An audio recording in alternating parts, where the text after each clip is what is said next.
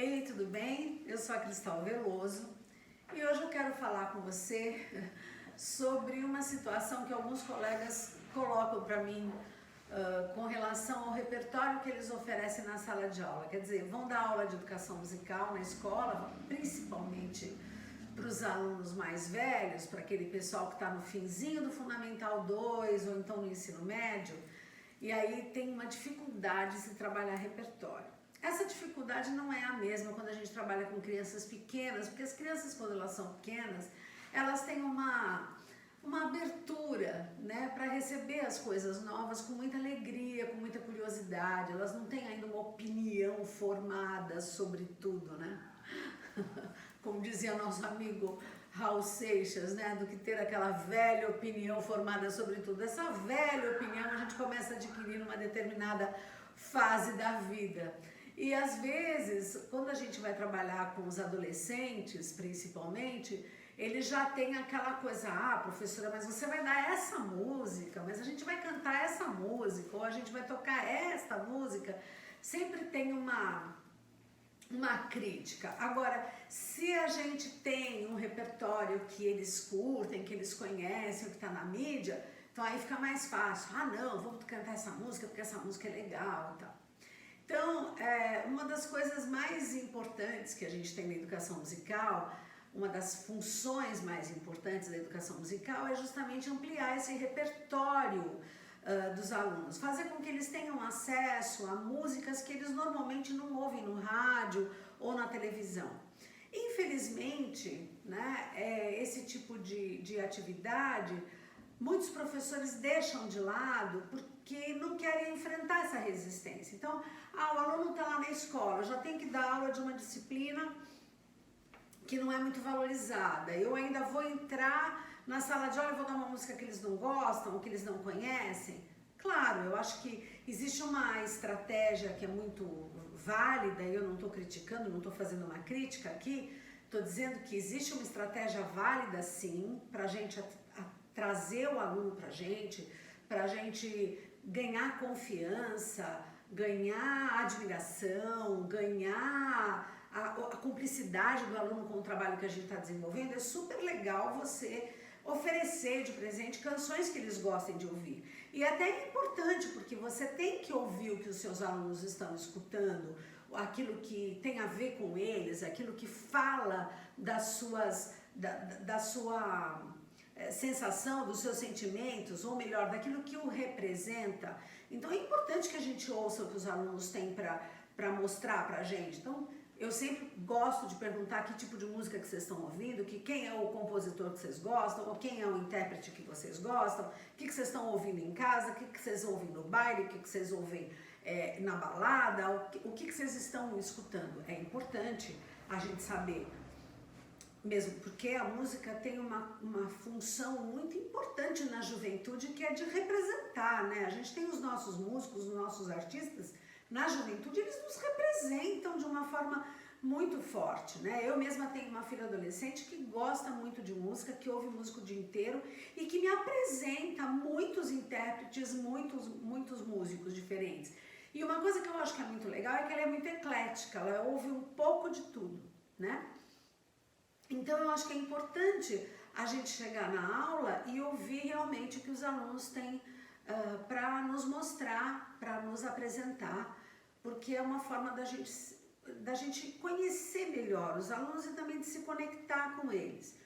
Então, ouvir o que eles estão ouvindo, propor uma música de cantar ou de analisar uma música que eles já estejam dominando e fazendo é muito legal, né? Porque é uma estratégia muito válida para estabelecer essas conexões. Mas também não dá para a gente se limitar nisso, né? Eu conheço professor que fala, eu já não entendo muito de música mesmo, então eu vou dar aquilo que eles gostam, que é mais fácil, assim eu não tenho resistência, não tem problema nenhum. Bom, a gente pode estabelecer essa conexão com o aluno, mas se a gente também ficar fazendo só o que eles querem, o que eles gostam, a gente deixa de estar cumprindo a nossa função como professor, que é efetivamente de mostrar o novo, de mostrar o diferente, né? E eu cada vez mais, no que eu tenho conversado com os professores, cada vez mais eu tenho visto que os alunos têm conhecido menos o nosso repertório folclórico, por exemplo, né? Ouvem muitas coisas que estão na mídia, mas não ouvem muito as nossas canções folclóricas. Eu gosto muito do folclore porque eu acho que a gente consegue ensinar um monte de outras coisas e traz para esses alunos também essa nossa brasilidade, essa nossa forma de ser. A gente consegue entender um pouco o que é a gente quando a gente ouve a música folclórica, quando a gente canta. A gente tem acesso a aspectos da nossa cultura que sem a música folclórica nós não poderíamos acessar. Então acho que é muito legal. E o folclore brasileiro é muito rico. Você vai ouvir o folclore do Rio Grande do Sul, o folclore do Nordeste, o folclore do Sudeste, o folclore do Centro-Oeste. A gente tem coisas muito específicas, né? São características muito específicas. Então, como a gente vive num país de dimensões continentais, eu acho que é muito legal a gente trabalhar com a música folclórica, porque também dá pra gente um pouco da compreensão do que é ser brasileiro, né? E o fato da gente também ser um país multicultural, né, que sofreu a influência de diversos povos do mundo e ainda sofre, também dá abertura para a gente conhecer o folclore de outros países, de outros lugares, e eu acho que isso é muito legal. E trabalhar também com música de outras épocas também é muito importante no repertório da aula, né? Então, quando a gente trabalha com canção pedagógica, com canção folclórica, a gente tem essa possibilidade de ter um aprofundamento grande e de ampliar muito o repertório dos nossos alunos. Ao passo que quando a gente trabalha só com a música da mídia, claro que a gente pode e deve fazer uma avaliação, uma análise, e aproveitar essas músicas para trabalhar elementos que a gente, elementos teóricos, musicais, de conceitos musicais que a gente quer utilizar na sala de aula. A gente pode usar a música que está na mídia também. Mas eu acho que a gente não pode se limitar somente a isso. A gente tem que abrir esse espaço, né? Então, muitos professores falam para mim, eu já trabalho só com isso porque é mais fácil para mim. Mas hoje a gente tem o recurso da tecnologia que nos ajuda tanto, né? E também nesse momento que a gente está vivendo agora, que a gente precisa orientar o aluno um pouco mais à distância, você está dando aula à distância, então dar aula à distância o que é? É perder um pouco desse controle que a gente tem sobre a reação do aluno na aula, né? Na hora. Se você está gravando um vídeo e vai esperar que o aluno veja o vídeo para depois te dar um feedback, às vezes ele nem vai ver o vídeo, né? Eu vejo alguns alunos também que falam para mim o seguinte, o meu professor está dando aula, mas como ele não tem como ver se a gente está lá ou não, eu muto o microfone e vou fazer outras coisas, dou um jeito na minha vida para fazer outras coisas, depois eu vejo o que ele deu. Então o professor, ele perde, nessa aula online, às vezes a gente perde essa coisa de estar ali perto e de gerenciar melhor a atenção e a reação do aluno, né? Agora, na aula presencial, não. Na aula presencial a gente consegue sentir de cara. Se o aluno está gostando, se o aluno não está gostando, a gente não tem esse delay, né? Esse atraso para entender o que está acontecendo. Mas eu gostaria de sugerir para vocês algumas atividades que talvez possam ajudar a fazer com que o aluno fique mais aberto com relação aos conteúdos musicais, ao repertório que você está usando, tanto para cantar quanto para ouvir, para analisar, né? De fazer com que o aluno fique mais aberto com relação a isso. E isso tem a ver muito com a questão do gosto musical.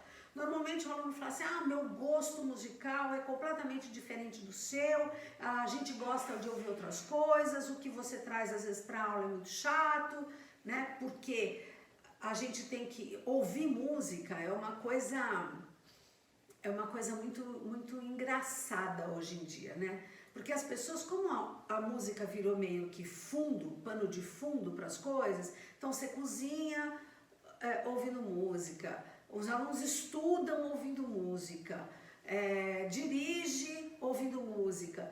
Então a música está tão lá dentro da vida das pessoas que às vezes conseguir uma atenção efetiva para se ouvir, para escutar efetivamente, né? porque uma diferença que eu gosto de fazer é essa, né? Uma coisa é ouvir cozinhando, lavando, passando, ou estudando, jogando, brincando, e outra coisa é você fazer com que o seu aluno consiga escutar a música, e para isso você precisa de atenção, precisa de concentração, precisa parar. E para muita gente isso é extremamente desconfortável, né? Fazer aquele momento de parar para ouvir, às vezes é desconfortável demais para o aluno. Então, como que a gente pode lidar com essa resistência que os jovens às vezes têm com relação ao que você quer apresentar de conteúdo musical dentro da sala de aula? Como lidar com a resistência, com o comodismo da gente, às vezes como professor, de falar assim, ai meu Deus, mas eu precisava ensinar uma música, queria levar uma coisa diferente, mas eles não vão gostar, eu não tenho muito tempo para trabalhar, eu tenho que fazer uma música na festa, é melhor pegar na festa junina, é melhor botar uma música que esteja no sertanejo aí nas paradas de sucesso, porque eles vão gostar mais, é mais fácil, por exemplo, né? A gente está chegando perto do mês de junho, daqui a pouco começariam as nossas festas juninas e seria uma atividade que as escolas estariam pensando, né? Vamos cantar uma música junina, vamos fazer uma quadrilha ou uma atividade, e aí eu vejo que tem muito professor que, para atender essa necessidade do aluno e também a sua própria necessidade de facilitar essa conexão com o aluno, dá para ele aquilo que ele quer ouvir. E aí eu vejo, às vezes, alguns professores mais preocupados, por exemplo, de chegar em outubro e dar uma música referente à cultura norte-americana sobre o Halloween, e menos preocupação em dar realmente uma canção folclórica brasileira para trabalhar a festa junina, por exemplo, né? Porque dá mais trabalho. E isso tem a ver com a questão do gosto. Por quê, Cristal? Porque eles não gostam. Professor, eles não gostam da música que eu levo para eles fazerem na aula. Eles não querem cantar a música folclórica, ou eles não querem ouvir a música erudita. Principalmente, eu digo, os pré-adolescentes e os adolescentes, né? Porque as crianças normalmente elas são mais receptivas com relação ao que você está levando para elas. Ela não tem aquela velha opinião formada sobre tudo ainda, né? Então, o que eu sugiro? Vou sugerir para vocês uma atividade que eu mesma já apliquei com os alunos para falar dessa questão do gosto musical. O que é ter gosto musical, né? O que é o gosto musical de uma determinada juventude, de um determinado grupo de jovens que vive um determinado tempo. Então, eu sempre peço para os alunos fazerem, né, uma das sugestões, das 3 sugestões, essa é a primeira, fazer uma pesquisa com os alunos e mostrar para os alunos músicas que representaram a juventude, os adolescentes, num determinado período histórico. Então, por exemplo, música de balada. O que é uma música, o que seria uma música da balada, né? Que se tocaria na balada, que você fosse dançar, que você fosse para uma festa, no período da Renascença. Talvez uma branlé, né? Então, mostrar para os alunos um exemplo musical de branlé, que era uma dança que você podia ouvir e dançar numa festa no período renascentista, né? E que era a coqueluche da época. Ou uma música, sei lá, um bolero da década de 40, ou que era um hit da moçada, ou um Charleston na década de 20, há 100 anos atrás, né? Que fazia o sucesso nos bailes e nas baladas daquela época, um rock da década de 60, né, do século 20, ou o funk que a gente ouve hoje. Então, pegar esses exemplos musicais e mostrar como isso impactava de alguma forma, como que eram essas baladas, né, para essa juventude nesses determinados períodos históricos. E mostrar para eles vão perceber isso claramente, que para cada juventude, para cada época, para cada período, tinha um apelo musical, ou uma representação musical que era muito clara e que fazia, que incorporava os desejos daquela juventude, daquele período, naquele momento histórico. E é muito divertido, porque aí eles acabam vendo, pai, como é que era a música do seu tempo, né? Quando você era jovem, o que você dançava?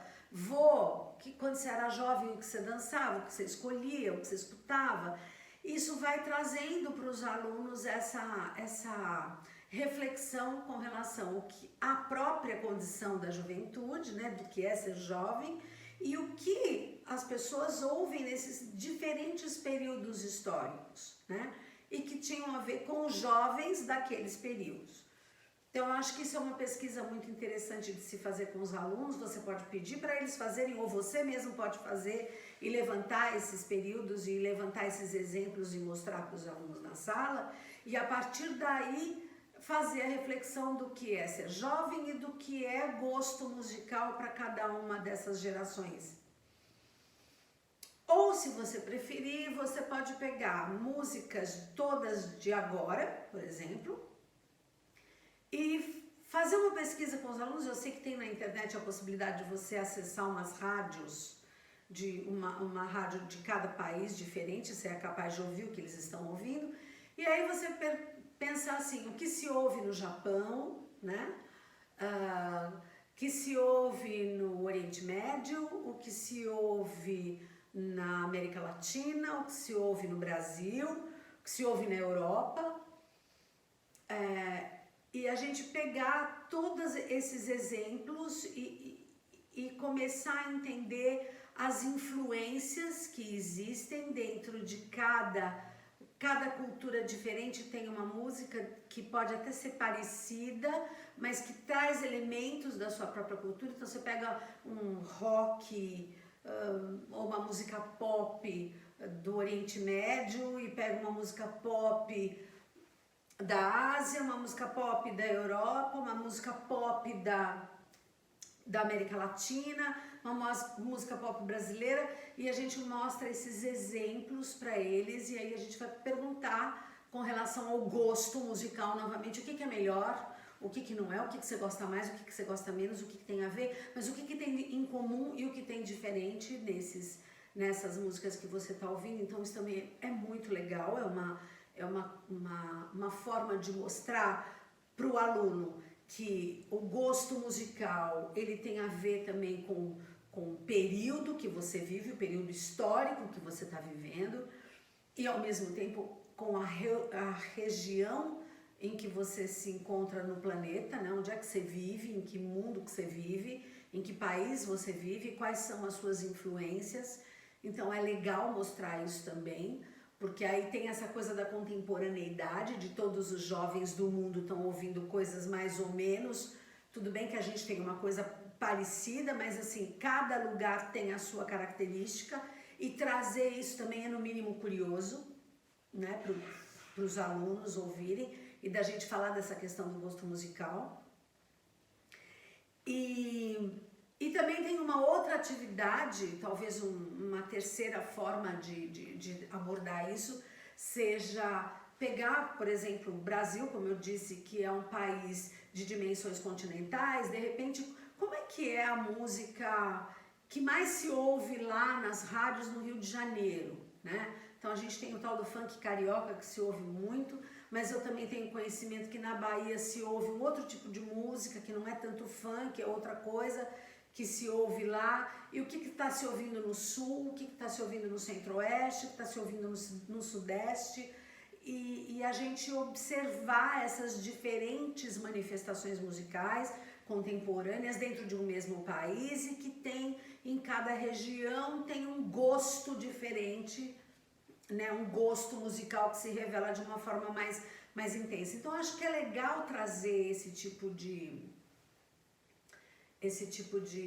experiência para a sala de aula, seja uma pesquisa que você esteja pedindo para que os teus alunos façam, ou exemplos que você mesmo coletou na sua pesquisa e apresentou para os alunos.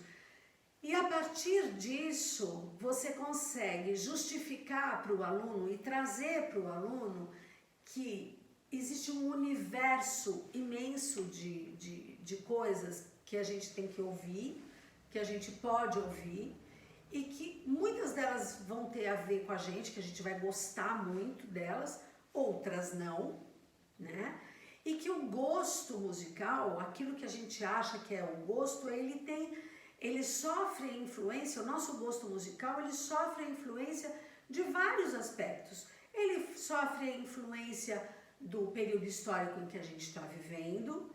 E por que do período histórico? Porque aí a gente está sujeito a ouvir coisas com diferentes tecnologias. Então, um cara que viveu no período barroco jamais ouviu música gravada.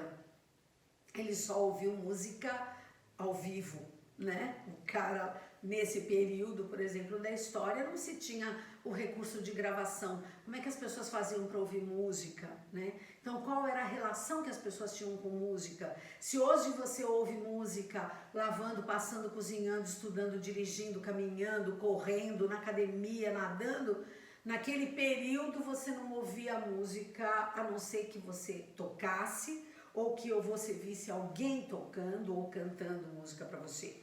Então a relação com a música era muito diferente do que se tem hoje. Ouvir música era um acontecimento e hoje deixa de ser. A gente precisa requisitar dentro da gente outras questões, né?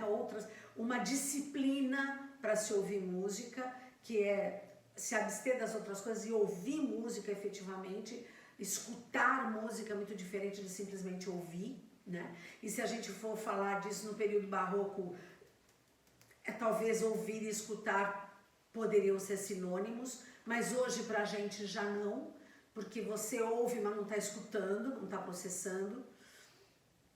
Então, primeiro tem isso. Então, a gente é influenciado pelo período histórico e pelas tecnologias que a gente tem à nossa disposição, né, para desenvolver o nosso gosto musical, inclusive, porque você só pode gostar de alguma coisa que você realmente experimentou, provou, né, que você sabe, né? Tanto é que a palavra saber, né, no português lá de Portugal, ele vem dessa coisa do experimentar, do viver. O que eu sei? Eu sei aquilo que eu experimento, aquilo que eu provo. Então o aluno vai saber e vai desenvolver a sua opinião sobre gosto musical, sobre aquilo que ele gosta ou não, a partir do momento que ele é exposto àquele tipo de fenômeno sonoro, né? Aquele tipo de música. Então isso é uma coisa.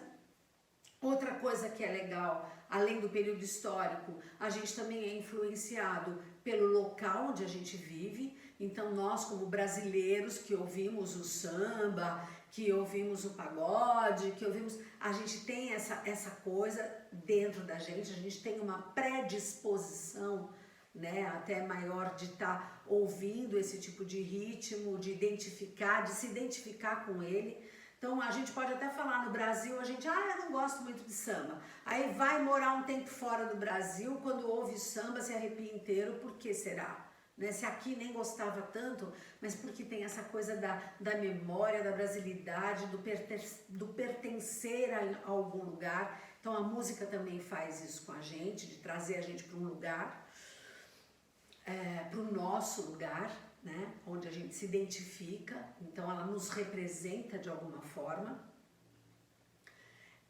Então tem o lugar, a nossa própria ancestralidade. Então eu falo aqui em casa, a gente é descendente de portugueses e árabes, né?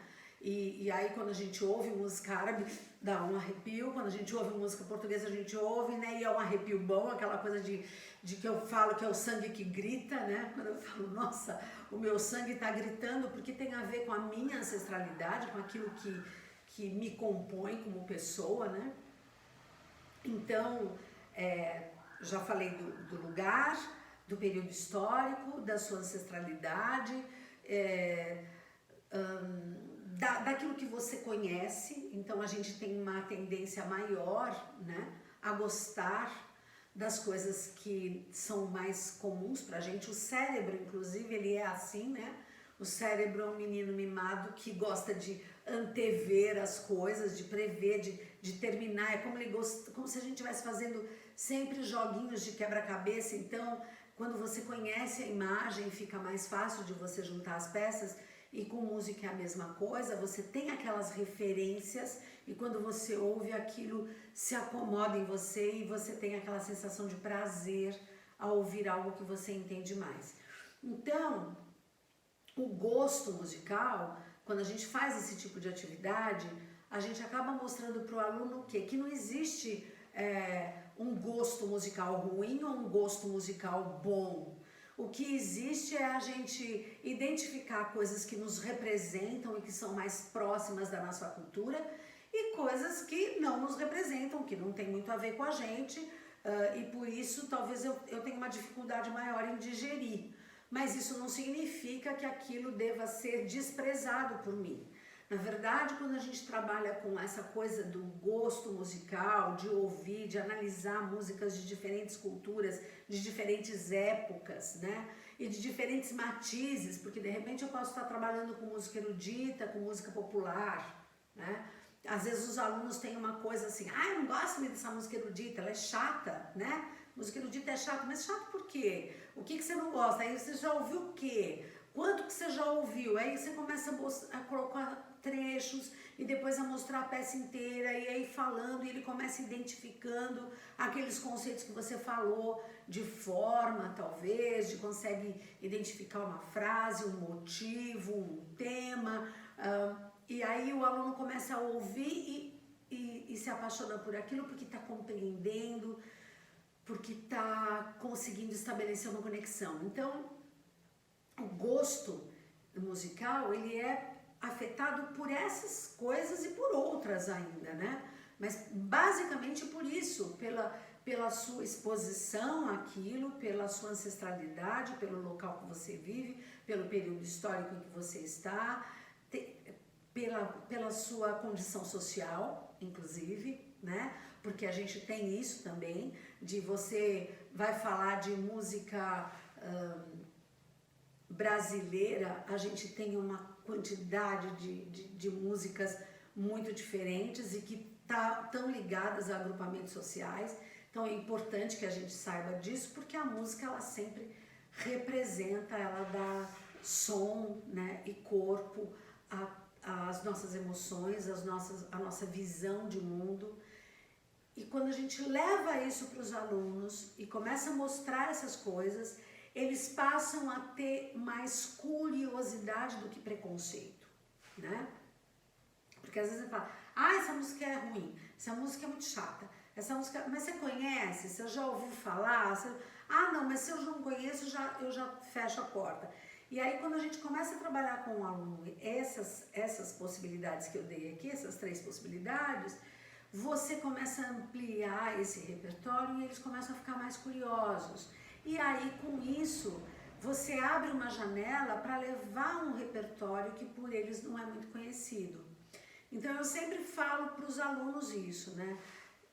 Vocês querem mais do mesmo? Vamos fazer coisas diferentes. Você pode até não gostar, mas vamos ver, né? Porque não é uma questão de ser bom ou ruim. É uma questão de você gostar ou não. Tem gente que gosta de cebola, tem gente que não gosta, né? Mas isso não tira o valor da cebola, né? A mesma coisa com a música. Tem gente que gosta de rock e tem gente que não gosta.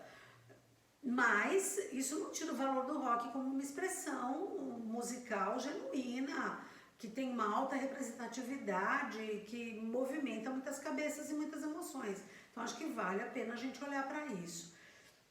Então, às vezes a gente fala, mas você perde tempo com isso. Eu não acho que é perder tempo com isso. Eu acho que é efetivamente usar a música como para mostrar o quanto ela é representativa na vida das pessoas e trabalhar com essas diferenças significa também não só ampliar o repertório dos alunos de uma forma geral, o repertório cultural, mas também em termos de valores, né? De trabalhar com a questão da empatia, né? Quando eu mostro que jovens da década de 20, há 100 anos atrás, ouviam Charleston, por exemplo, e hoje a gente está ouvindo outra coisa, né? Qual é a diferença desses 2 jovens, né? o que era ser jovem na década de 20 e o que é ser jovem na década de 20, 100 anos depois. E quem são esses jovens, né, que eram jovens na década de 20, a gente já não tem mais essa conexão, eles já morreram, né, os velhos, né, os nossos velhos já estariam com 100 anos, mas assim, nos aproxima dos nossos avós, dos nossos pais, tem essa coisa da empatia, que eu acho que é super importante. O que me faz diferente de um jovem, o que um jovem brasileiro é diferente de um jovem japonês, por exemplo, de um jovem da Síria? Que realidades são essas diferentes? Por que um jovem africano está muito mais ligado à música folclórica, a música do seu país, do que um jovem, por exemplo, talvez americano, não sei, né? Será que está, né? Ou não? Então, eu acho que é muito importante da gente trazer isso, porque com essa atividade você trabalha a questão da empatia e através da empatia você trabalha a questão da tolerância, que é muito grande, né? Que é uma coisa muito séria, né? Eu acho que a intolerância é a raiz de toda a violência. Quando você trabalha com essa questão de ouvir outras experiências, ouvir outras culturas, estabelecer as conexões, os pontos de convergência e os pontos de divergência, essa é a função da arte, né? Essa é a função da música. Então não existe gosto bom ou gosto ruim. O que existe são coisas que têm mais a ver comigo e coisas que têm menos a ver comigo. Mas isso não significa que o que tem menos a ver comigo seja ilegítimo, seja ruim ou não seja digno de ser visto com o mesmo carinho e a mesma cuidado do que as coisas que para mim são boas. Então, passar isso para os alunos é muito legal. E com isso você consegue minar a resistência deles para ouvir um repertório diferente. E aí eles vão poder cantar música folclórica, sabendo por que estão cantando música folclórica, ou ouvir uma música erudita, sabendo por que estão ouvindo aquela música erudita na sua aula, porque tem uma função. E como eu sempre digo, ninguém se compromete com aquilo que não compreende. Então, quando você explica para o aluno que você está levando aquele repertório com o objetivo de ampliar essa conexão com a música, de ampliar esse conhecimento, para que ele possa ouvir outras coisas, para que ele possa aprender outras coisas, que este conhecimento pode te arremessar para outros lugares, né? Acessar para outros níveis de conhecimento também, que eu acho que é uma grande função da música, né? Quando eu ouço a música folclórica africana, por exemplo, e eu me debruço sobre ela, e me debruço sobre a África, e me debruço sobre a realidade deles, e me debruço sobre o que tipo de valores estão acontecendo lá, quer dizer, isso vai me dando, né, mais humanidade, vai me dando mais conexões, vai fazendo com que eu tenha mais empatia. Então eu acho que isso são atividades muito legais, e que a gente não deve se acomodar efetivamente em dar só o que os alunos precisam para satisfazer o seu gosto, né, musical. Mas a gente tem que dar para o aluno aquilo que ele precisa para ampliar o seu próprio conhecimento, para fazer com que haja uma conexão maior dele com o mundo. Porque quanto mais a gente sabe, mais conexões a gente estabelece. E quando a gente estabelece as conexões, é que o aprendizado efetivamente se realiza, né? O que é aprender, se não a estabelecer relações com as coisas que a gente tem conectada na gente? Então, acho que o conhecimento que a gente pode levar para o aluno através dessas atividades que são tão simples, valem muito a pena, porque acrescentam na vida do aluno, efetivamente, né? É uma coisa que vai fazer diferença na sua cultura e na sua forma de ver e de enxergar o mundo, né? Além da sua forma de ouvir o mundo, que também vai ficar diferente, porque vai estar mais consciente, vai estar mais conectado com a real função, né, da música. na nossa vida, porque a música tem uma função, né, na vida da humanidade, tanto é que ela existe e acompanha a humanidade desde que a gente está aqui dentro do planeta. Então ela não é qualquer coisa, música não é qualquer coisa, não é uma atividade de segunda categoria. Se fosse, não estaria conosco, né? Durante todo o período que a humanidade esteve aqui. A humanidade durante esse período todo ouviu música, durante todo esse período dançou, durante todo esse período estabeleceu conexões com aquilo que ela não conhecia, né? Com o divino. Então as religiões, a própria alimentação, tudo isso está com a gente, e a música está junto, no meio desse bojo enorme de coisas e de matizes que compõem a cultura humana. Então a gente não pode deixar isso em segundo plano. E achar que só o que a gente gosta é que é bom, é uma grande bobagem, né? A gente tem que mostrar para o aluno que não é bem assim que as coisas funcionam.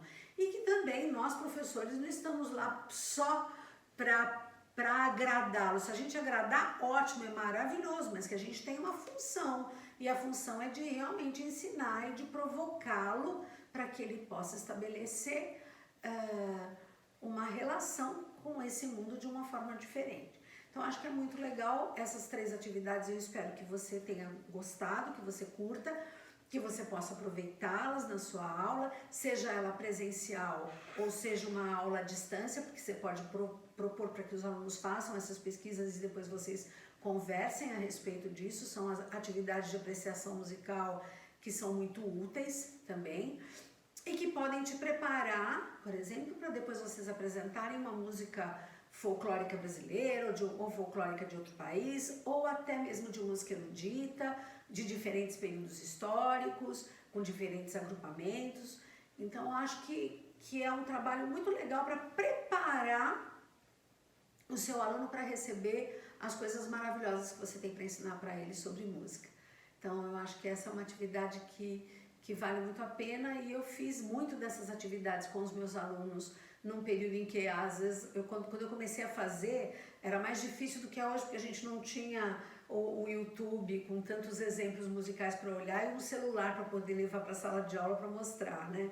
Eu tinha que ficar buscando discos e gravações, era bem mais difícil do que é hoje. A gente tinha que viajar, fazer as coisas para poder conseguir levar esses exemplos. Hoje a gente tem esse recurso e eles mesmos podem buscar e você pode tirar grande proveito disso. Espero que você curta, que a gente possa conversar mais vezes. Deixa lá seu comentário, entra lá no Instagram, no YouTube, no Bextal Veloso, tem vários vídeos lá no meu canal no YouTube que fala sobre diversos assuntos.